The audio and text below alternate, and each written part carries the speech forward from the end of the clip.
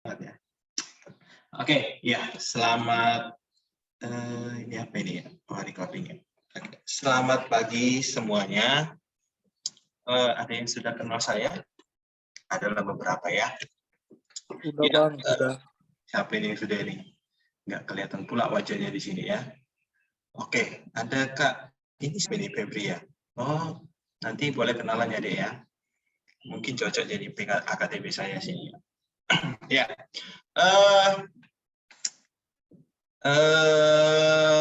Perlu kenalan nggak ya? Perlu lah ya. Nggak kenal maka kenalan lah ya. Ya, teman-teman, perkenalkan saya Mulyanto. Nama Jawa aslinya Batak, marga saya Sianturi. Saya sebenarnya alumni dari PMK EBK. Pernah kuliah di Telkom, iya. Jurusan ada di sini jurusan akuntansi, banyak kayaknya ya. Jurusan akuntansi angkatan, sudah tahu lah angkatannya ya. Sudah tahu belum ya? Ya, angkatan 2009, cukup jauh kita ya. 10 tahun kalau nggak salah. 10 atau 11 tahun. Sudah menikah? Sudah. Satu istri. Sudah punya anak Bang? Belum. Sedang menunggu kapan Tuhan kasih gitu ya. Mulyanto junior atau istri junior gitu ya. Bekerja di mana ya? Ya, bekerja di bisa aja Pak FF ya. Bero. Ya, bekerja di Telkom Test House. Kalau teman-teman tahu, itu di Telkom Geokalong. Ada yang orang Bandung di sini? Kalau ada orang Bandung, nanti kita boleh bertemu kali ya. Nah, biasanya selain kerja, kesibukan saya ada KTB alumni, mungkin KTB angkatan 2000 pra-alumni kalau nggak salah ya. KTB 2019 ada juga gitu. Dan biasanya suka ngurus-ngurusin atau ngerusak PMK kayaknya bahasanya sih ya. Mungkin Bang William tahu kali ya. Nah itu perkenalan dari saya ya. Nanti kalau mau lebih lanjut kita bisa berbincang di PMK ataupun di ya. Oke. Langsung saja karena waktu saya kalau nggak salah sedikit deh. Apakah slide saya muncul? Muncul Bang. Oke ya, muncul ya. Oke, ya teman-teman, mohon maaf sebelumnya kalau nanti pas di dalam saya menyampaikan firman ada yang lewat gitu, ada yang lewat ya, mulai dari sari roti, cilok, cuanki, tahu bulat, ya mohon maaf lah ya. Anggap saja itu iklan. Anggap saja itu cobaan bagi kita semua ya. Apalagi di pagi-pagi ini kalian baru bangun dan langsung saat teduh ya kan. Jam tidur terganggu. Oke, langsung saja. Ya, saya dikasih tema, judul tema ya, berbicara tentang God's Plan Miracle. Ada beberapa tujuan yang disampaikan Kak Esther ketika menghubungi saya, dan ayat yang dibawakan di dalam God's Plan is Miracle ini adalah Efesus 2 ayat 10 dan Yeremia 29 ayat 11 ya. Kita baca dulu deh. Efesus 2 ayat 10 dan Yeremia 29 ayat 11. Saya mau minta karena saya nggak kenal orangnya, nih kan? Karena saya nggak kenal orangnya, saya minta ketua retreat aja deh yang nunjuk. Untuk Efesus 2 ayat 10 ini dibacakan oleh yang pria, dan Yeremia 29 ini ayat 11 dibacakan oleh wanita. Ada ketua wanitanya di sini? Kalau nggak ada, bubar kita ini. Ada Bang, astaga. Oh ada, oke. Silakan Bero, tunjuk siapa orang yang baca. Kalau cowoknya yang Efesus 2 ayat 10, aku minta dari Daril Zefta Manuel. Untuk ceweknya, aku minta Yeremia 29 ayat 11, itu dari Yohana Teresia, dari Bethlehem. Itu Bang. Ada nggak orangnya? Ada Bang. Oh ada, ya.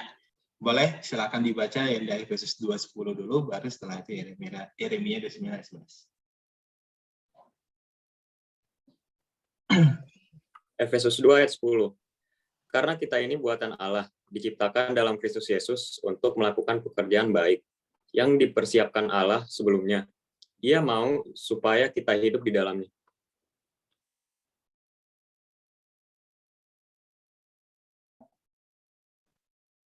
Lanjut.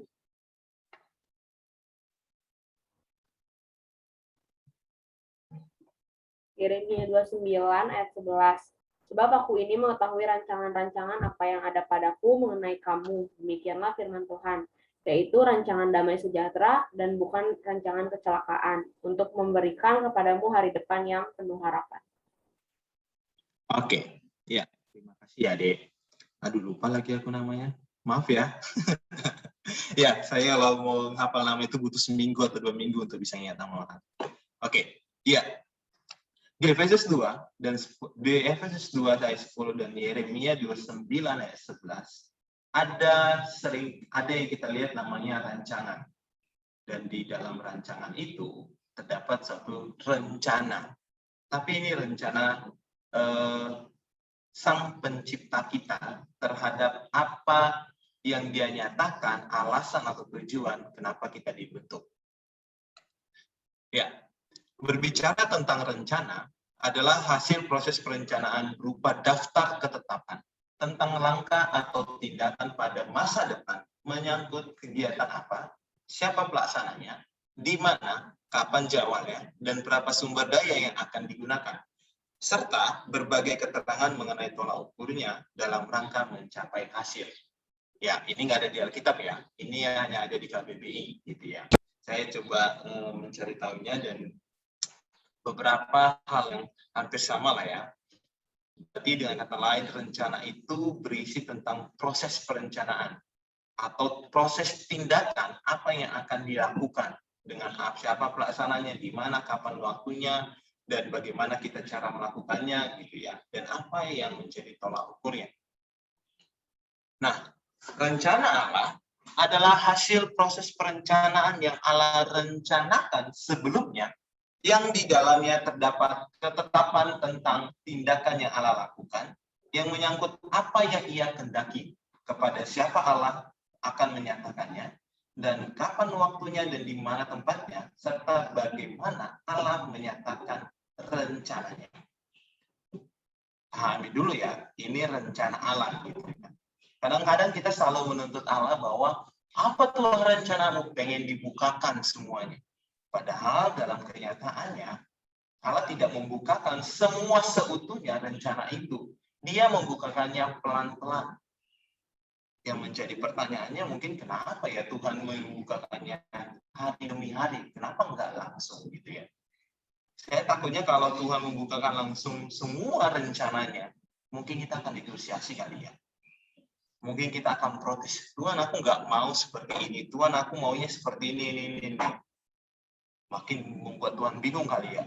Ini yang menciptakan siapa, yang pencipta sama ciptaan siapa gitu kan. Nah, makanya di ayat 20, di ayat Efesus 2:10 dan Yeremia 29 ayat 11, kita akan membahas ini. Sebenarnya apa sih rencana Allah terhadap saya dan Anda semuanya, khususnya yang maba kali ya, maba-miba gitu.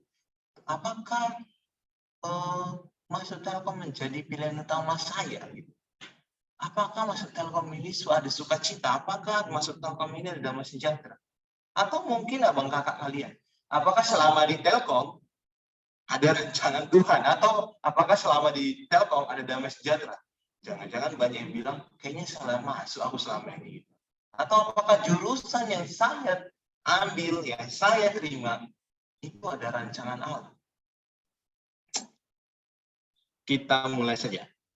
Ya, saya memulainya mengulik pertama, itu dari Yeremia 29, ayat 11. Perhatikan, saya baca ulang. Sebab aku ini mengetahui rancangan-rancangan apa yang ada padaku mengenai kamu. Demikianlah firman Tuhan, yaitu rancangan damai sejahtera dan bukan rancangan kecelakaan, untuk memberikan kepadamu hari depan yang penuh harapan. Perhatikan. Sebab aku ini, kata aku ini menunjukkan ke apa ya dibilang? Kata aku ini menunjukkan pribadi yang menciptakan bagaimana kita diciptakan, alasan dan tujuannya. Aku ini mengetahui rancangan-rancangan apa yang ada padaku mengenai kamu. Dengan kata lain, sebelum kita diciptakan, sebelum kita dibentuk, Allah sudah menetapkan apa yang akan terjadi pada kita, bagaimana kita hidup, dan bagaimana kita melakukannya. Allah adalah pencipta manusia. Allah tidak secara kebetulan ataupun kecelakaan di dalam menciptakan manusia. Jadi ketika Allah menciptakan kita semua, itu tidak secara kebetulan atau iseng ya teman-teman. Atau Tuhan lagi capek mikir, ciptakan manusia lah, kita ciptakan William. Enggak ya gitu kan. Atau kita ciptakanlah Kak Bero gitu. Enggak, bukan kebetulan ataupun iseng-iseng ataupun kecelakaan. Ketika Allah menciptakan manusia, ada alasan, ada tujuan, dan ada rencana yang Allah sudah tetapkan ketika Allah menciptakan manusia itu. Jadi di dalam diri kita semua, di dalam diri manusia itu, ada tujuan. Kenapa Allah menciptakan kita? Kenapa Allah memberikan kita hidup?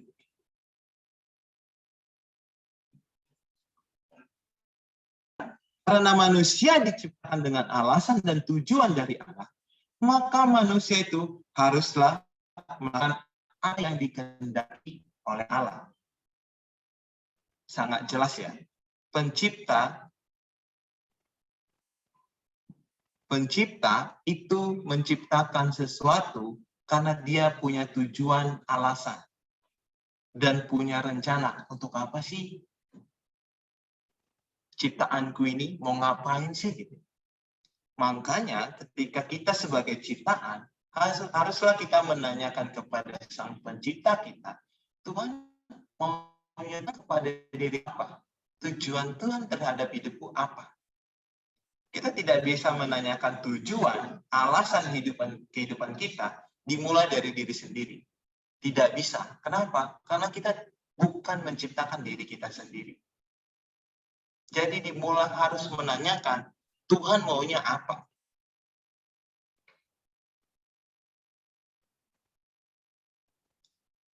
Oleh karena itu, ketika Allah menciptakan manusia, dia punya menempatkan rancangan. Kalau kita lanjut ke kalimat berikutnya, rancangannya Allah mengatakan begini, yaitu rancangan damai sejahtera. Dan bukan rancangan kecelakaan untuk memberikan kepadamu hari depan yang penuh harapan. Ya, kalau berbicara tentang rancangan, kita harus flashback dulu ya, teman-teman. Flashback dulu ke kejadian. Kalau di kejadian kita melihat ada semua penciptaan, semua asal-usul mengapa Allah menciptakan semua yang ada di dunia ini. Oleh karena itu, Kejadian 1 ayat 26 dan 27 jelas ya. Berfirmanlah Allah, baiklah kita menjadikan manusia menurut gambar dan rupa kita. Lalu, maka Allah menciptakan manusia itu menurut gambarnya, menurut gambar Allah diciptakannya dia, laki-laki dan perempuan diciptakannya mereka. Teman-teman perlu digarisbawahi dulu. Rancangan pertama yang Allah berikan kepada manusia itu adalah menjadikan manusia itu menurut gambar dan rupa Allah. Itu rancangan pertama. Dan itu rencana Allah pertama. Gambar dan rupa Allah menyatakan bahwa manusia menyanding atau mempresentasikan jati diri karakter Allah dalam diri manusia. Teman-teman, coba pahami dulu. gambar dan rupa Allah menyatakan bahwa manusia menyanding atau mempresentasikan jati diri karakter Allah dalam diri manusia. Ketika Allah menciptakan manusia, rencana yang pertama dan sangat paling mulia adalah menjadikan manusia itu gambar dan rupa Allah. Di mana di dalam diri manusia itu ada karakter Allah. Jadi saya dan Anda itu menyanding karakter Allah. Ini rancangan pertama Allah.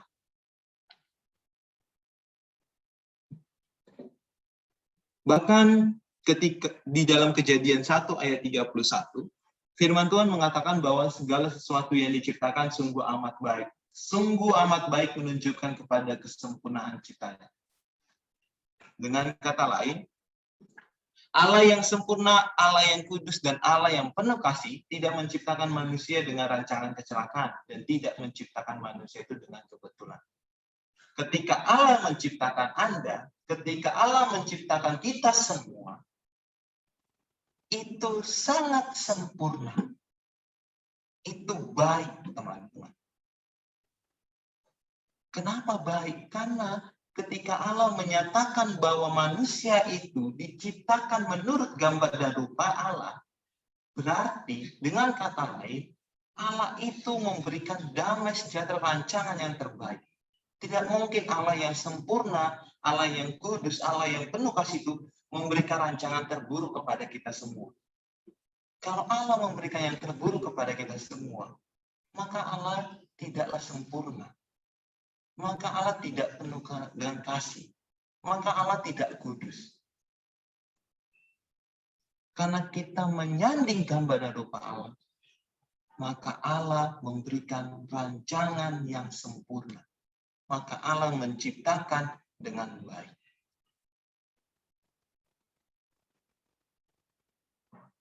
Seringkali kita sebagai manusia memandang diri kita ini sebuah kehancuran, sebuah kebetulan, sebuah kegagalan. Enggak, teman-teman. Kata gambar dan serupa dengan Allah ini sudah disanding di dalam hidup kita. Jadi tidak ada lagi alasan mengatakan bahwa, oh aku ini produk gagal bang, aku ini nggak diakui. Enggak. Saya nggak tahu apakah Bunda kemarin membicarakan ini. Sepertinya membicarakan bagian ini ya. Tapi saya mau flashback sebentar. Oleh karena itu, ketika Allah menciptakan manusia menurut gambar dan rupanya, manusia itu mewujud nyatakan karakter Allah dan tujuan Allah di dalam hidup mereka dan kepada ciptaan lainnya. Makanya di dalam pasal Kejadian 1 ayat 28 dan seterusnya, Allah itu dinyatakan bahwa manusia itu dinyatakan bahwa kawan sekerja Allah. Teman-teman, ketika Allah menciptakan menurut gambar dan rupanya, di balik mewujud nyatakan karakter Allah itu, manusia itu menjadi kawan sekerja Allah. Yang artinya dia berkuasa, dia mengatur, dia menjaga, dia merawat semua ciptaan yang Allah berikan kepada manusia itu. Tanggung jawab sudah diberikan kepada manusia itu. Ketika Allah memberikan tanggung jawab itu dengan gambar dan rupa Allah, supaya setiap ciptaan itu tunduk dan taat kepada manusia itu. Tapi bukan untuk tunduk menundukkan sesama kita ya, bukan. Tetapi ciptaan lain. Pertanyaannya yang muncul adalah, oke bang, kita diciptakan menurut gambar dan rupa Allah. Kita direncanakan Allah, kita dirancang Allah dengan rancangan yang baik, dengan rancangan yang sempurna, dengan rancangan yang begitu indah. Bahkan kalau kita melihat di Kejadian 1, kita melihat bahwa Adam bisa bercengkrama dengan singa, ya kan? Dengan ular, bahkan dengan siapapun, gitu. Dengan ciptaan lainnya.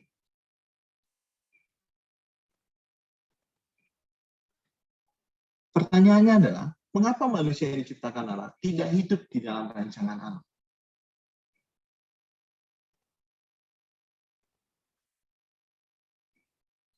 Iya, saya akan memulai bagian ini di dalam Efesus 2 ayat 10. Perhatikan, teman-teman. Karena kita ini buatan Allah, diciptakan dalam Kristus Yesus untuk melakukan pekerjaan baik yang dipersiapkan Allah sebelumnya.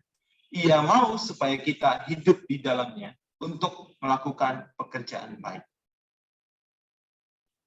Mungkin teman-teman berpikir bahwa kenapa kita perlu diciptakan kembali, Bang? Bukankah kita ini buatan Allah? Kenapa perlu diciptakan kembali? Apakah ini kita perlu dibuat kembali kedua kali gitu? Atau dilahirkan lagi, Bang? Ketika saya memahami bagian ini, oh iya, kita ini kan buatan Allah, gambar dan rupa Allah. Tapi kenapa harus diciptakan kembali di dalam Yesus Kristus? Berarti dengan kata lain, kayak kita dibentuk ulang atau gimana?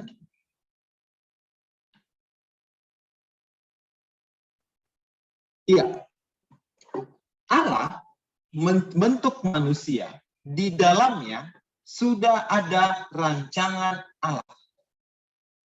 Rancangan Allah itu sempurna. Rancangan Allah itu damai sejahtera. Rancangan Allah itu kudus. Perhatikan, ketika Allah membentuk manusia, manusia hidup di dalam rancangan Allah itu. Manusia masuk dalam rancangan Allah itu. Yang artinya manusia itu berada di dalam tangan Allah. Berada di dalam rencana Allah. Tapi sayangnya, kejatuhan manusia di dalam dosa membuat manusia itu tidak hidup di dalam rancangan Allah. Dosa merusak semua segala hidup manusia. Dosa membuat kita menjauh dari Allah. Dan dosa membuat kita hanya memikirkan apa yang menjadi keinginan pribadi kita.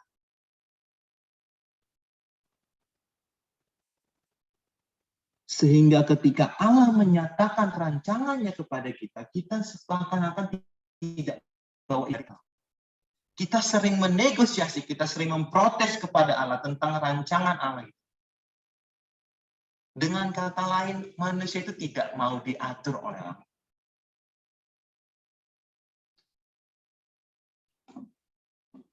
Dosa merusak hidup manusia.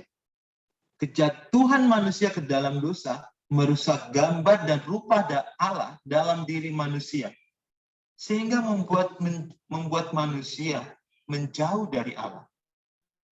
Dan membuat manusia hidup sesuai dengan rencana ataupun keinginan-keinginan pribadi.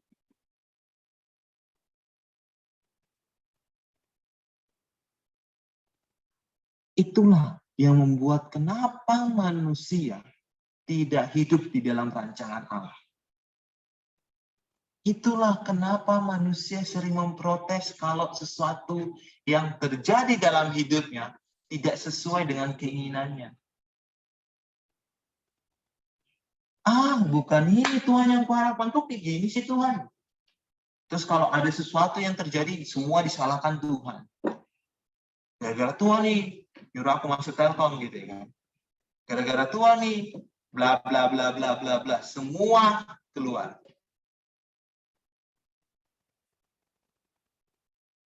Keinginan-keinginan pribadi, sehingga melihat bahwa apapun yang terjadi di dalam dunia ini tidak sesuai dengan keinginan dia, maka dia akan memprotes semua. Saya nggak tahu, coba teman-teman renungkan ya. Dalam 1 minggu ini, sudah berapa kali kita memprotes Tuhan? Sudah berapa kali kita mendikte Tuhan atau menuntut Tuhan? Kenapa sih Tuhan? Gini.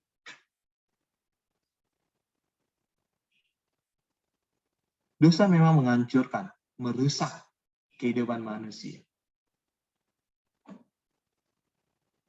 Dosa merusak gambar dan rupa Allah dalam diri manusia. Membuat manusia itu tidak layak dan tidak kudus lagi di hadapan Allah. Allah melihat manusia semakin rusak dan hancur. Gambar dan rupa Allah yang ada dalam diri manusia telah hancur, sehingga membuat manusia fokus kepada dirinya. Fokus kepada apa yang diinginkannya.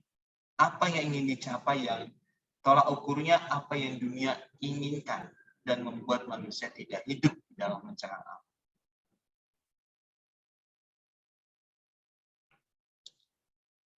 Ketika Allah melihat manusia sudah begitu hancur, ketika Allah melihat manusia sudah rusak, dan rancangan Allah itu juga menjadi rusak dibuat dosa. Oleh karena itu Allah menyatakan kehendaknya. Kita kembali lagi, di Yeremia itu ada kata damai sejahtera dan bukan rancangan kecelakaan. Allah menciptakan manusia itu dengan penuh damai sejahtera, dengan penuh rancangan indah dan rancangan sempurna. Tapi ketika manusia itu jatuh dalam dosa, merusak hidup manusia itu, membuat seakan terpisah dari Allah. Atau bahkan memang manusia memisahkan diri dari Allah ketika manusia jatuh dalam dosa. Makanya Allah memberikan Kristus sebagai jalan pendamai hidup manusia dengan Allah. Di dalam Kristuslah manusia diciptakan kembali. Kalau bahasa saya seringkali di KTB, di dalam Kristuslah manusia dilahirkan kembali. Dihidupkan kembali. Supaya ketika manusia itu hidup di dalam Yesus Kristus, manusia itu melakukan pekerjaan baik dan masuk ke dalam rencangan Allah itu kembali. Sehingga manusia itu melakukan apa yang Allah rencanakan sebelumnya.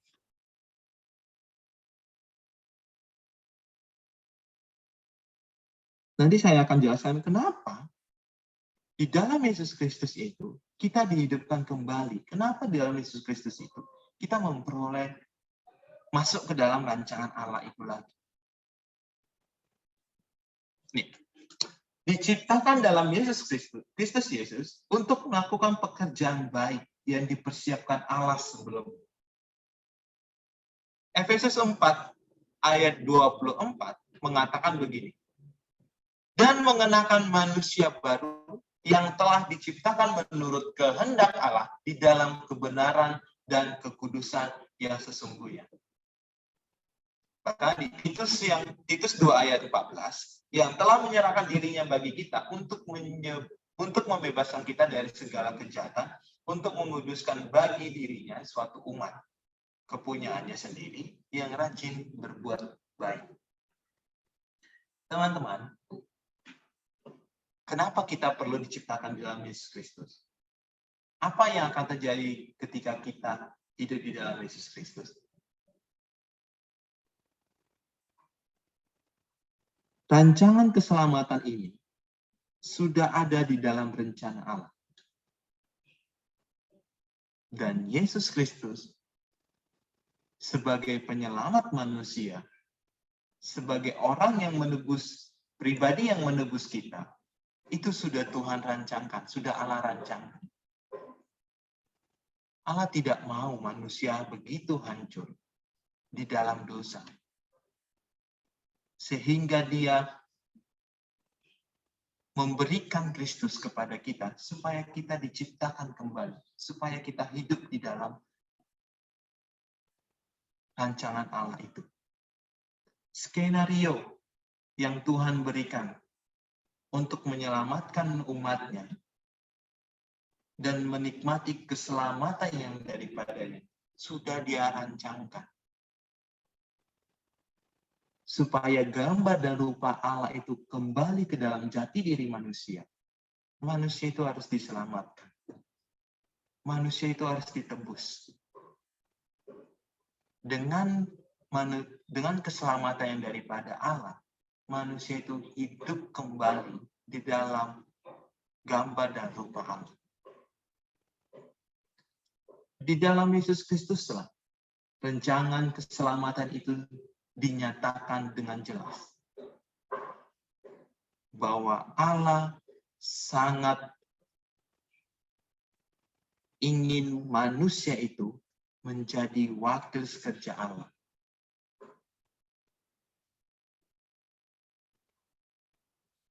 Oleh karena itu,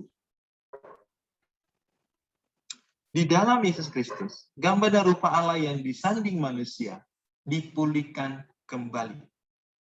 Supaya manusia hidup di dalam rencana Allah yang dipersiapkan Allah sebelumnya. Manusia yang diciptakan di dalam Yesus Kristus itu adalah manusia yang menerima dan percaya keselamatan di dalam Yesus Kristus. Ketika engkau menerima Kristus, maka keselamatan itu sudah ada di tanganmu. Ketika engkau percaya kepada Kristus, maka keselamatan itu sudah ada padamu. Kenapa orang harus diselamatkan, Bang? Kenapa orang harus percaya Kristus dulu? Gitu? Kalau engkau tidak menerima Kristus dan percaya sama Kristus, maka engkau tidak akan tahu bagaimana cara Allah memulihkan, menguduskan gambar dan rupa Allah yang engkau sanding. Hanya di dalam Yesus Kristus loh, kita bisa kembali di dalam hidup rencana Allah.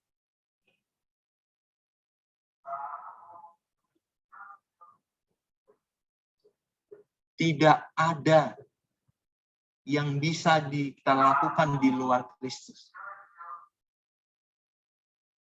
Ada, Bang? Bisa, Bang? Aku bisa menjalani hidupku. Pertanyaannya akan muncul. Apakah ketika engkau menjalani hidupmu, Allahkah, rencana Allahkah yang lakukan? Atau rencana?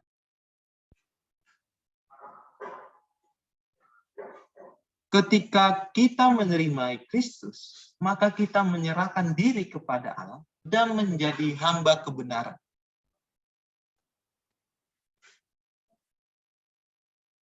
Dan yang terakhir, tujuan hidupnya sekarang fokus kepada Kristus.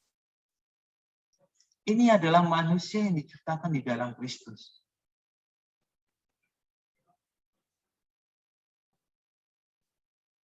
Jadi teman-teman, kenapa pentingnya kita diciptakan di dalam Yesus Kristus?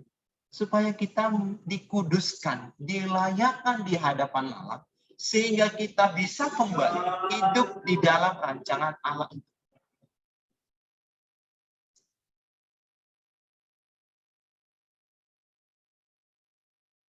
Hidup yang diciptakan di dalam Kristus adalah hidup Kristus yang mewujud di dalam diri orang percaya.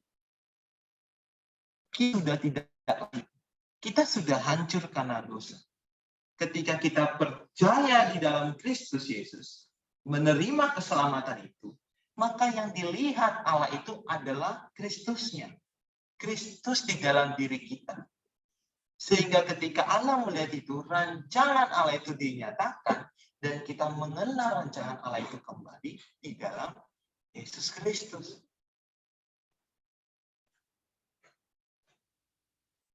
Hidup yang diciptakan dalam Kristus adalah hidup Kristus yang mewujudkan di dalam diri orang percaya. Semua segi kehidupan orang percaya harus diserahkan kepada Kristus. Tidak ada yang boleh di luar kekuasaan dan kehendak. Demikianlah Kristus akan menyatakan kehendaknya setiap segi kehidupan orang percaya.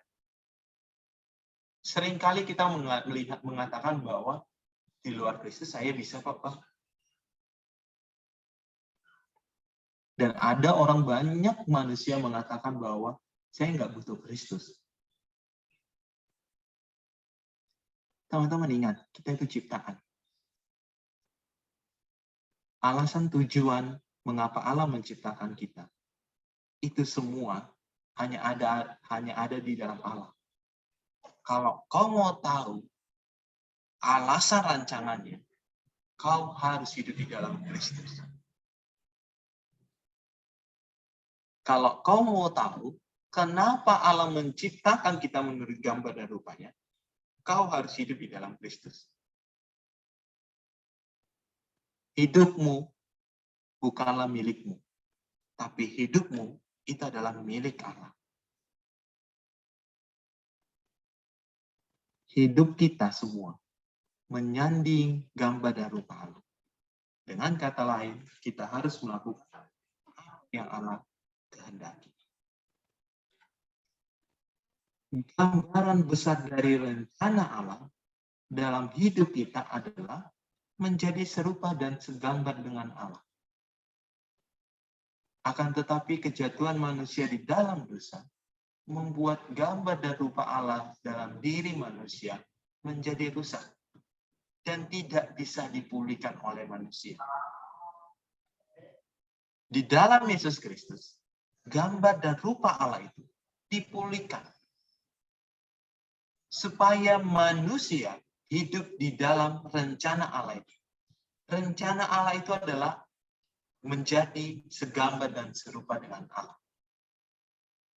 Di dalam Kristus, manusia kembali hidup di dalam rancangan-rancangan yang Allah sediakan sebelumnya. Dan di dalam Kristus, manusia mengenal rencana Allah atas hidup mereka.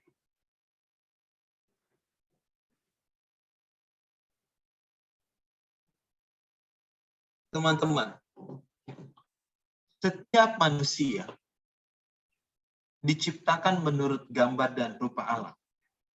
Dan setiap manusia memiliki rancangan yang dari Allah. Saya dan Anda, Allah telah menentukan rancangannya. Memang benar, Allah tidak membukakan secara keseluruhan rancangan itu. Allah membukakannya hari demi hari. Rancangan Allah itu bukan supaya kita ingin menjadi apa, ingin seperti apa, ingin memiliki kekayaan seperti apa, bukan menjadikan kita supaya kita terkenal, bukan menjadikan kita supaya diakui, supaya mendapat perguruan, supaya dapat kuliah di tempat yang terbaik. Bukan, teman-teman. Rencana Allah itu, bagaimana di dalam hidup kita, kita semakin serupa dengan Kristus.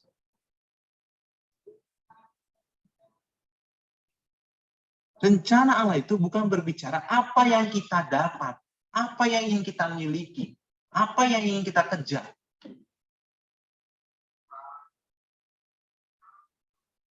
Tapi di dalam hidup kita, sudahkah kita hidup seperti Kristus? Sudahkah kita menjadikan Kristus menjadi hidup yang utama? Sudahkah di dalam setiap hal hidup kita, Kristus yang paling utama?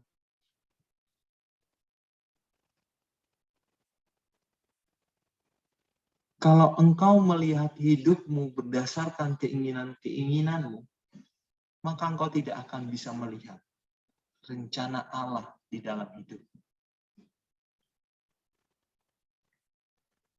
Bagaimana kita bisa hidup di dalam rancangan Allah? Pertama-tama manusia harus menerima keselamatan dari Allah di dalam Kristus.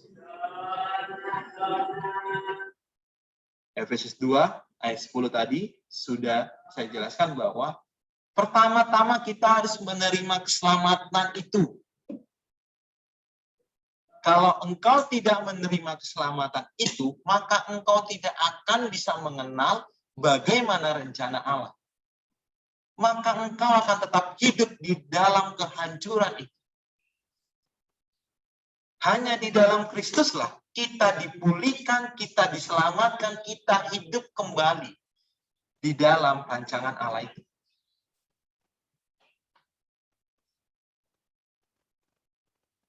Yang kedua, mempersembahkan tubuhmu sebagai persembahan hidup yang kudus yang berkenan kepada Allah. Kita tidak boleh stop cuman, oke, aku terima nih keselamatanku. Ya udahlah, bebas aja aku sekarang. Enggak, teman-teman.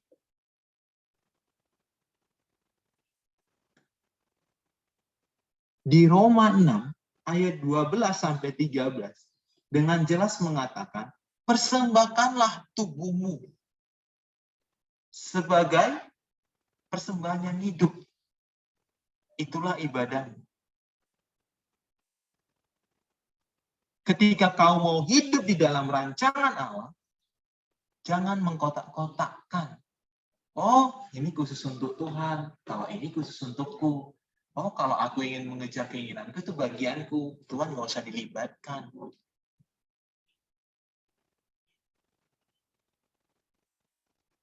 Hidupmu seutuhnya itu diciptakan oleh Allah. Oleh karena itu, kamu harus menyerahkan hidupmu kepada Allah seutuhnya. Jangan setengah-setengah, teman-teman.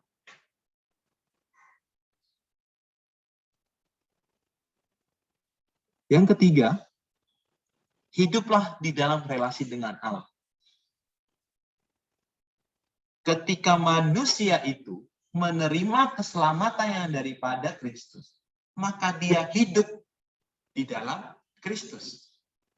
Ketika manusia itu hidup, maka dia harus memberikan semua hidupnya. Hidup yang di dalam Kristus itu dibangun di dalam relasi dengan Allah. Di dalam relasi inilah kita bisa mengenal apa yang Tuhan kehendaki untuk kita, apa alasan mengapa Tuhan menempatkan kita di suatu tempat, apa tujuannya kenapa kita harus melakukan ini itu. Di dalam relasi dengan Allah lah, kita memahami dengan benar bagaimana seharusnya kita hidup, bagaimana seharusnya kita melayani Allah. Seringkali kita mengabaikan relasi itu. Seakan-akan ketika, oh ya sudah percaya, oh nanti Tuhannya akan sampaikan. Enggak, teman. Relasi Allah itu dimulai dengan kita mendengarkan firman-Nya, melakukan firman-Nya. Tuhan mengendaki semua apa dalam hidup kita ada di Alkitab, ada di dalam firman-Nya. Teman-teman tinggal datang, mendengarkan, dan lakukan. Bahkan di Yohanes 14 ayat 15-27 dia mengatakan orang yang mengasihi aku adalah orang yang menaati firman dan perkataanku.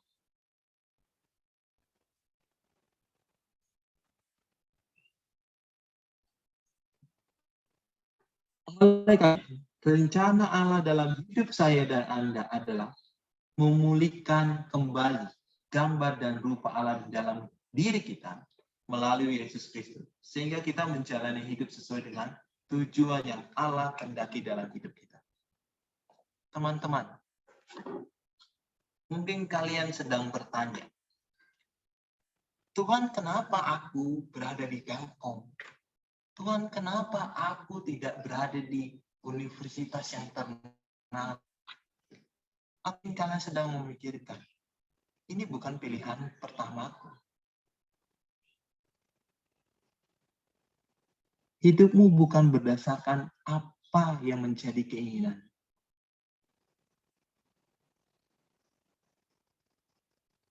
Kondisi dan situasi yang Tuhan gunakan bukan untuk memuaskan keinginan. Kondisi dan situasi yang Tuhan berikan kepada kita itu supaya kita kembali kepada gambar dan rupa Allah. Supaya Kristus menjadi nyata di dalam hidupmu. Engkau tidak bisa mendikte Tuhan. Engkau tidak bisa mengatur Tuhan, aku mau masuk ini, mau masuk ini, mau masuk ini.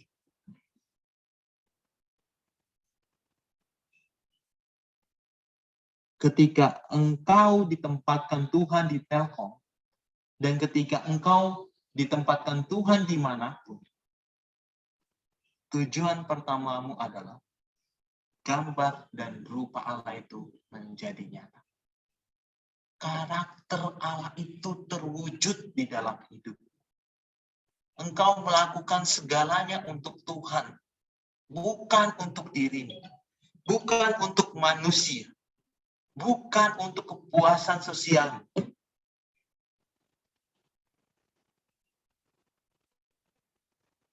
supaya hidupmu kembali seperti gambar dan rupa Allah.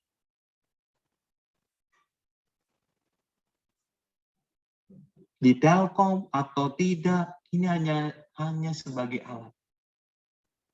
Ketika saya merenungkan bagian ini, saya berpikir, apakah hanya Telkom ya hidup saya? Apakah hanya di Telkom hidup saya? Enggak. Di Telkom itu cuma 4 tahun. Setelah itu pindah lagi ke dunia kerja. Di pekerjaan pun kalian pun nanti cuma berapa tahun. Mungkin Tuhan panggil lagi yang lain. Jadi segala sesuatu yang Tuhan rencanakan di dalam hidup kita, segala sesuatu yang terjadi, yang Tuhan nyatakan, itu supaya bagaimana kita hidup di dalam gambar dan rupa Allah itu. Stop untuk memikirkan, untuk mencapai, aku pengen ini. Stop, teman-teman. Hiduplah yang mempersembahkan hidup untuk Allah. Ada banyak cara bagaimana memulihkan gambar dan rupa Allah dalam dirimu di Telkom ini. Ketika engkau hidup di dalam Yesus Kristus, maka Tuhan akan memimpin dirimu. Apa yang harus kau lakukan? Telkom itu bukan rancangan kecelakaan, teman-teman. Dan teman-teman yang sudah berada di Telkom, itu bukan rancangan kecelakaan. Mari lihat kembali. Sudahkah kita memberi diri untuk dipulihkan menjadi gambar dan rupa Allah? Rancangan Allah terbesar di dalam hidup kita, rencana Allah, yaitu kembali ke dalam gambar dan rupa Allah. Nyatakan gambar dan rupa Allah itu dimanapun kau berada. Dan hiduplah di dalam Kristus, supaya engkau semakin serupa dengan Kristus. Dan Kristus dipermuliakan di dalam hidupmu. Amin. Mari kita berdoa.